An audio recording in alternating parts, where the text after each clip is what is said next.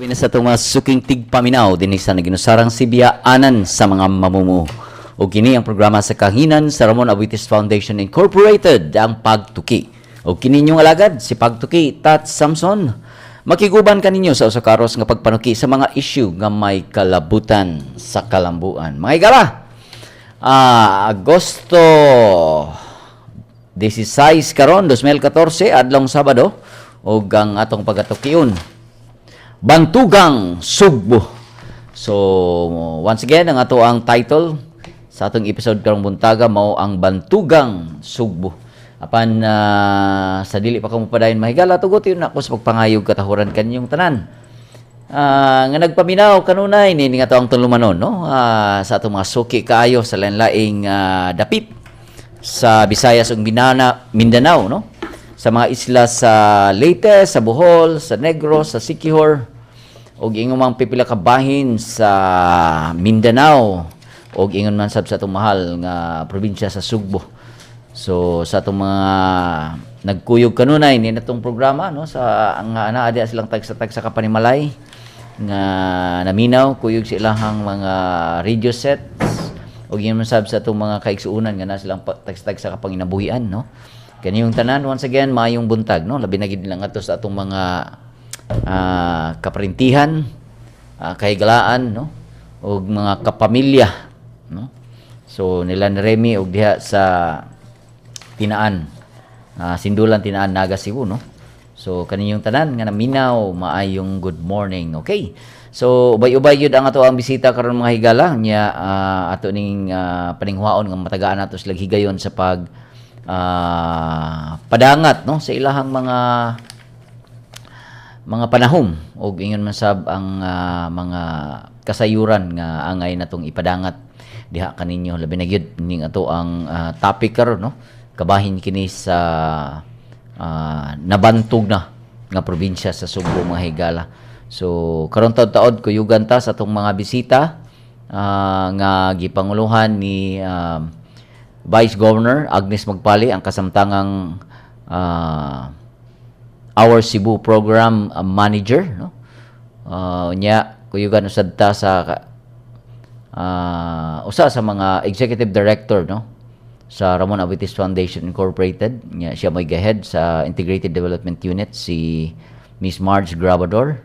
Og iyon man sab dinhi live sa studio kuyugan ta sa ato ang usa sa mga evaluation team members no sa Our Cebu program si Miss Masi Caballes nya kuyugan sadta sa atong usa sa atong mga implementers no didto sa LGU sa Liloan ang ilahang program coordinator si Mr. Roland Tabunyag no. So taud-taud kuyugan ta nila ron ilatang sayran unsa man gid ning Our Cebu program unya unsa man say mga developments karon, mga development initiatives nga initiate no gipasigdahan sa probinsya sa Sugbo ug ingon man sab sa Ramon Abuitis Foundation Incorporated. So mo ni siya ang atong topic karong mga karong buntaga mahigala nya amo mong giawhag no sa padangat sa inyong mga mensahe o baka ganahan mong masayod, magpakisayod o ganahan mong mo-interact sa ato ang mga bisita. Palihog, tawag lang sa mga numero. Ang atong pagtuki hotline, una ang 256-1679. Again, 256-1679 o baka sa 255-5754. 255-5754 o baka ipadala pinaagi sa pagtuki mobile sa numerong 0933-521-2934. Again, 0933-521-2934. So, mo ni ang mga numero mga higala nga diin mapadangat ninyo ang inyong mga mensahe. Okay? So, di na tulanganon akong tagaan sa higayon sa pagpaila, no? Ang bisita nato karon dinhi sa studio si sa akong nang giningon usa sa mga members sa evaluation team sa Our Cebu program niya kasamtangan sa siya mo'y gahandol no sa ato ang Museo Sugbo sa probinsya sa Sugbo no. So walain kundi si Miss Masi Caballes. Miss Mas, maayong buntag. Maayong buntag Sir Tats no, nya muglit lang sa tag maayong buntag ngadto sa ato ang mga kauban sa buhat sa Museo Sugbo nga naminaw nato karon sa Cebu Province, labi na ngadto sa ato ang mga kauban sa evaluation team sa Our Cebu program ug sa tanan na pong suking tigpaminaw sa ato ang programa nga Alright. pagtuki. Unya ay kalimti ang atong mga mahal sa kinabuhi, ha? Si Mama ug si Atong mga kauban mga sa kaubanan sa uhat. Okay. Alright. So, mao katong mga higala si Miss Masi, no? Caballes unya usa sa ni siya sa mga membro, no? Nga nagsuroy kanunay sa atong mga kalungsuran ug lain-laing dapit haron pag himo ning mga sanang tawag ninyo mas archaeologic sanay mga excavations, no? So usa sa ni siya sa mga membro ni anang mga atong madungog sa mga balita o makitaan sa mga balita nga na ay mga excavations nga gipang himo, no? So usa ni ana si Masi mga higala. So Cebu is known as the Queen City of the South. It is home to various natural wonders, heritage sites and sumptuous delicacies. It is also the abode of outstanding individuals, leaders and heroes. This year also marks the 445th founding anniversary of the province of Cebu since Miguel Lopez de Legazpi was appointed as the first governor of the province on August 6, 1569. Through Cebu, though Cebu has put itself visibly in the map through the natural wonders, heritage sites and other recognitions it has received, there are efforts initiated to put Cebu in the map as an ideal place to live, work, and play. One is the Our Cebu program. This is initiated by the Cebu Provincial Government and the Ramon Abutis Foundation Incorporated that encourages the cities and the municipalities of Cebu to improve their performance and governance systems and structures. Aside from this, the program also aims to further develop the municipalities and cities through various factors that include greening and protection of the natural environment, promoting Cebu's ecotourism, and developing the sense of pride among the Cebuanos through the understanding of their culture and heritage. Capacitating Cebu's towns and cities, Our Cebu has created a scorecard used in the evaluation and assessment process. So, the municipality of San Francisco is in the island of Camotes is the constant winner of the program since it started in 2009. It was also recognized as the 2011 United Nations Sasakawa Awardee for Disaster Risk Reduction. All right? So, di na to langanon mga higala. Ana sa linya karon ang kasamtangang Vice Governor, no, sa probinsya sa Sugbo ug ang Our Cebu Program Manager si Ma'am Agnes Magpale. Ma'am Agnes, ma'am, mayong buntag. Mayong buntag ka.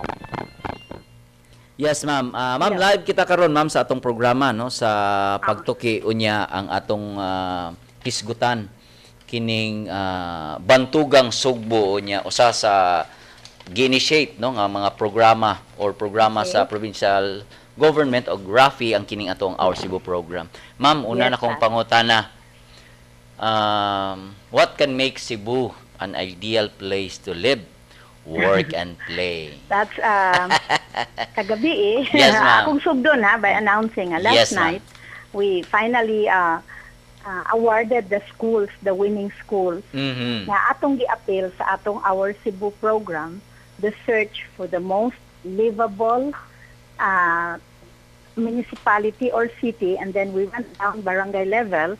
Unya karon gi-appeal nato ang eskwelahan. To your question, what will make Cebu an ideal place to ang ato tas live, visit, invest, di ba? Appeal. Yes, ma'am. So do na tay 5 ka criteria. And because we're still evolving as we go. This is our 6th year ba ni nato, Tats? Ika-6th year, ma'am. 2009. 2009. Started, yeah. Yeah. So as we evolve, we might add a new criteria. Pero at the moment, katong cleanliness and sanitation at Yes, ma'am. i-consider. Yes, ma'am. Okay, nya katong doon na ba sila forest preservation katong ilang mga degraded areas, ila Yes. bang itagad. Correct, ma'am. And then the preservation of heritage and culture, Yes, ma'am. mga cultural sites, governance, and then this year we added their capability to respond to disaster, Yes. na resiliency. Mm-mm. That's why I said, nag-anam og daghan as we mature in years, nag-anam makita nato og unsa pay kinahanglan because there are new needs. Yeah. Pareha ni aning disaster resilience, it came about because of the recent typhoon Yolanda and the earthquake. Mm-mm. So kani atong gi-judge kini silang mga local government, kining mga kalungsura nato o mga syudad, pinaagi ni lima ka criteria. Mhm. Ma'am, Mao sa nakatubag, what will make an ideal Cebu kung matuman ni nila kaning lima na atong by which we judge them, mauna. so mo ni ang mga standards, ma'am, nga atong giset para Yes, ma-achieve those are nato ning standards that ato we ang have set for a okay. livable Cebu. Okay. Ma'am, so far no since the program started, unsa may impact niini, ma'am? Labi na gyud sa ato ang mahal nga Sugbo. Ang visible signs right away, ang kanang nanlimpyo ba, nga nag-beautify ba sila, doon na ba yung mga parks, Mhm. ilabang na kon, those are visible right away. Mhm.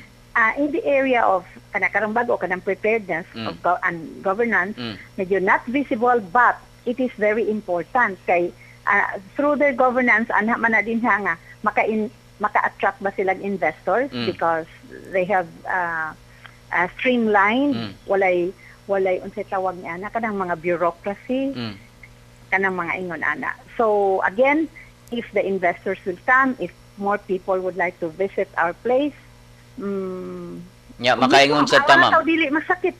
Like Yes. panalatan simple lang tas why kanang outbreak of diarrhea, why Yes. outbreak of dengue. Yes. Kana sila, those are very mga dali kaayo nga indicators. Nya kuan sad, ma'am, kanang the pride of place, no? Being Pride of part of place. Cebu. Yep. It follows kanang pride of place tungod kay ni ang pag-promote nato sa atong lalawigan, di ba? Yes, ma'am. And by the way, naghiskot man kita og pride of place. Salamat ni Sir Rafi Katz kay hinumdum ka sa libro nga usa sa among gibuhat was to write a book on a definitive history of all the towns. Yes, so Because start from there, how can you be proud of a place you do not even know its history? mao gyud. So ato nang gisugdan in tandem with the University of San Carlos, ato nang nahuman na finally, Wow. na ana sa printing press, anya this time ang Rafi na sad ning partner na sad nato sa publication. Mhm. So kanos aka ni ma'am expected, ma'am, mugawas ning maong libro? Yung kakailain nga ni Panday kay ang San Carlos sad, ang hitabo man gud ani tat. Ning adto si Ma'am Domi sa akong opisina, ningon siya, what is stalling the publication? Diba man ka sa gobyerno, you've worked with us for several years. Ang among budget for publication was 3.5 million. Unya, katong dunay bag-o nagka-eleksyon ta kay naabtan mag-eleksyon. Yes, ma'am. Napun-an og pila ka pages ang tanan nga kasaysayan sa tanang lungsod kay new officers, new officials came in na dunay mga changes. As a result of that, dako katlas nadugay man gud kaay ta kay dugay man nakasubmit ang uban, naabtan gid ta og tuig nga nadugay ni nga nisaka gid ang cost of material. Good. So nagkinahanglan ni ang katong 3 point something ni abot na to 5 million. Kunya as usual ang budget nato nga na dinha maura man to mutong nakuwangan ni. Pag adto ni Ma'am Domi sa akong opisina nang tanan ko nun si Sir John og unsay what is stalling. Nya immediately again Rafi came to the rescue ning ang Rafi nga mutabang sila. Ang nakanindot kay sa University of San Carlos is also willing kay ang among partnership fotobraman unta to sa preparation of the manuscript and then we paid man San Carlos the amount of 11 point something million kay ila man tong writers, 55 writers plus 6 cluster editors. editing, etc. Then we spent also sa dito atong ihatag sa Willa for proofreading. Nya karon ang in San Carlos is also interested. Di pa kami kagahapon I was visited by Hope and Father sa mga. So daghang kay ni offer og assistance, ma'am, para makumpleto gyud. Curious sila sa project Wow. because I think this is the first of its kind. We met a lot of problems. Grabe gyud ang mga problema amo nasugatan. Pero Sige lang, ma'am, wala man mo. In any history writing, it will meet with some opposition pero we push through. Unya, aloy sa Dios, salamat po sa Rafi nga ni partner nato. Naana gyud sa printing stage. So mo na lang atong pabuton, ma'am. Because I mentioned that because of your pag-ingon nimo katong pride of place. Yes. Isa ni sa atong natanaw Yeah. nga atong buhaton pagpahibaw aron masayod ang tanang Sugboanon sa sa sugilanon sa ilang lugar. Tinod. And this will of course start that pride of place thing. Yeah. Ma'am, balik ta, nabantog man gyud ning municipality sa San Francisco, ma'am, no? Consistent man sila nga winner na to sa program. Unsa may nakahimo nila, ma'am, nga consistent silang winner? Sa base atong niadto upat ka criteria na himong lima karon himong unom. Even in the area of the new criteria kanang resiliency, kanang disaster preparedness, sila gihapon mao ni top kay ang ilang kung gibuhat dito tas kana bitang purok system ilang strengthen. Okay. So it is so easy to implement projects if you have organized the local government units up to the purok system. Ang implementation sayo naman lang kaayo. It took some time before some local chief executives realized na importante di ay kining develop sa purok system. But now that they have seen the San Francisco experience, murag daghan na. So nahimo siyang best practice, ma'am. And then in fact si Mayor Ali Artiliano was na winner siya sa katong sa Sakawa Award, no? Again, I think he attributed, I heard him na salamat sa siya kay pinaagi sa atong proyekto nga kining Our Cebu program, nalamdagan siya ug unsa pa iyang mga buhaton. Okay. Ma'am, unsa man kay anging buhaton sa ubang mga lungsod ug syudad nga susama sad nga makabuot nila, no, ang naabot pod sa San Francisco, ma'am? Kung anong yun, patience, hinay-hinay na lang yun nila og implement. Na naman tong atong scorecard system, it's so easy. In fact, karon ang awareness is really high. Nag-level up gid ang awareness sa mga mayors. Yesterday, nag-report si Marge. Nabas Marge diha. Nato man to sa office. Tawagan na to. Kaayo karon ang mga mayors interested and their planning officers interested to know ngano man nga zero man before suko sila kay ang naas ilang how to win. Yes. This time ang ila kunong tan-aw, and this came from Marge nga ang ilang tan-aw, it is the ilan ang kinahanglan mahibaw-an para mahibaw sila where to improve. Wow. So at least na kuha na gyud nila, ma'am, kanang nasabtan na gyud nila sa program. Yes, ma'am. Tanan nga mga mayor di lang nila tan-aw na kini nga programa requirement para makadawat sila og something, but this is actually what they promised their constituents to make the place more livable, to make their constituents happy, healthy, happy and contented. Ma'am, sa katapusan ang imuhang mensahe ngadto sa ato ang mga suking tigpaminaw ug ingon man sab sa atong mahal nga probinsya sa Sugbo. Kini tingali nga proyekto di man kanila makita mangutana sila og unsay akong gibuhat. Like I said, it will take time before we see the fruits of our dreams. Pero kagabi igali that's I delivered man the opening remarks and I told the story by stating it started with a dream by a visionary called Bobby Aboite. Yes. I wish Bobby were there. And then I told the story of how he went to the Capitol and then how I fought. I said, it's understandable nga. Doon ay mga programa nga nasugdan sa unang administrasyon, but this was one project that I fought for to be continued even during my incumbency as the acting governor. Kunya kagabi kay amo mang gi-awardan ang mga schools batat Nangayo kog pasaylo nila kay in the past katong ilang mga premyo katong mga sound system, mga sa ito nga na, mga projectors. Ang atong ipanghatag karon tats kuan wheelbarrow, garbage cans, mga pala, mga kanang tools, Mga kagamitan nila, ma'am. magamit nila. So I said, this is what we can afford at the moment. This is affordable but heartily given. And of course, the plaques of appreciation that we gave to the principal. And then after the affair, niduol sila nga, ma'am, may mo ba ipadayon gihapon ni nato? Okay, ragyod na mo. Bisan plaki lang gani. Kaya ako, I made them understand how we struggled during the early part of the year nga what I funding. Pero karon nag-anam-anam naman og sud, medyo stable naman ang funding sa province. I told them I will endeavor to work for a bigger price, pero ningon gani sila nga okay ra gyud ni ma'am because this is what we need. So ang akong mensahe ngadto kanila, salamat kayo sa inyong pagsabot and for your patience. That rest assured that the provincial government is doing its best to make Cebu just like what Mr. Bobby dreams of, an ideal place to live, to play, to invest, and to visit. Ma'am Agnes, daghang kayong salamat, ma'am, sa imong pagkauban ng oras. Salamat. And God bless. Morning. So, makikala mo ko to si Ma'am Agnes Magpale, no? Ang ato ang Vice Governor din sa probinsya sa Sugbo ug kasamtangang Program Manager sa Our Cebu Program. By the way, nasa linya karon si Miss Marge. Okay, Miss Marge, maayong buntag. May buntag ta, may buntag po sa tanang kriti paminaw sa pagtuki. Yes, ma'am. Bago lang yun na to, nahinabi si Vice Governor Agnes Magpali, ma'am, no? Ang ato ang program manager sa Our Cebu. Yes, ma'am. Una siguro na kung pangutana nimo, susama sa akong pangutana po di Ma'am Agnes.